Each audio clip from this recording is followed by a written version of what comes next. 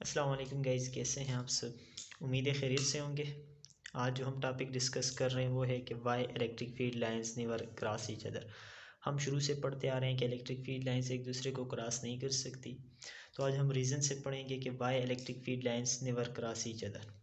तो इसके लिए हमने एक पॉजिटिव चार्ज ले लिया, दूसरा नेगेटिव चार्ज ले लिया। ठीक है, अब दो फील्ड लाइंस हमने बनाई कि एक पॉजिटिव से ओरिजिनेट हो रही है यानी फ्रॉम टूवर्ड्स द नेगेटिव, और एक नेगेटिव से फील्ड लाइन ओरिजिनेट करवा रहे हैं। ठीक है, अब देखते हैं कि एक पॉइंट पे ये एक दूसरे को इंटरसेक्ट कर रही हैं। ठीक है, अब ये जो इंटरसेक्शन पॉइंट है, अगर इस पे हम देखें तो इस पे दो चीज़ें, हमारे पास दो फोर्सेस आएंगी। अब अगर यहाँ से कोई भी फोर्स, एक तो टेंजेंट इस पे ड्रा करें तो ये आ गया, तो इस पे जो फोर्स होगी हमारे पास वो हो जाएगी क्यू इंटू ए। ठीक है, ये हमारे पास फोर्स हो जाएगी। अब अगर एक दूसरी लाइन पे भी टेंजेंट ड्रा करें यहाँ से, तो एक दूसरा टेंजेंट हमारे पास ये आ जाएगा, यहाँ पे भी एक फोर्स हो जाएगी जिसे हम क्यू ई कह सकते हैं। ठीक है, अब अगर देखें कि अब अगर इस पॉइंट पे जो जो इंटरसेक्शन पॉइंट है, इस पॉइंट पे अगर कोई भी चार्ज रख दें, ठीक है, यहाँ पे अगर चार्ज रखते हैं हम, यहाँ पे कोई भी चार्ज आ गया हमारे पास, तो देखें इस चार्ज पे अब दो फील्ड एक्ट करेंगी, दो फोर्सेस एक्ट करेंगी। एक फोर्स इसे इस डायरेक्शन में लेके जा रही है जो कि ये वाली फोर्स है। ठीक है, एक दूसरी फोर्स एक्ट करेगी जो इस डायरेक्शन में होगी जो कि ये वाली फोर्स है। यानी अब इस पॉइंट पे जो चार्ज इंटरसेक्शन पॉइंट जो है, इस पे कौन सी कितनी फोर्सेस एक्ट कर रही हैं? टू फोर्सेस, टू फोर्सेस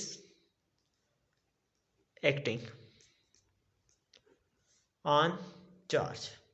यानी वो जो चार्ज है उस पर कितनी फोर्सेस लग रही हैं? दो फोर्सेस लग रही हैं, एक ये वाली एफ और एक फोर्स ये वाली। ठीक है, दो फोर्सेस। और हमें पता है कि जब भी अब अगर इस पे दो फोर्सेस लग रही हैं तो एक फोर्सेस से इस डायरेक्शन में मूव करवाएगी और एक इसमें।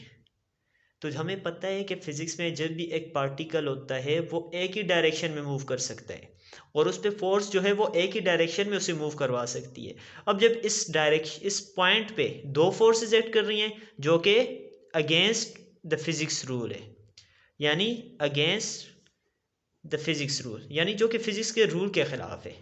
ठीक है, जो फिजिक्स का रूल है कि जब भी एक पॉइंट पे एक चार्ज है या कोई भी पार्टिकल है तो उस पर एक ही फोर्स ऐड करके किसी एक डायरेक्शन में मूव करवा सकती है।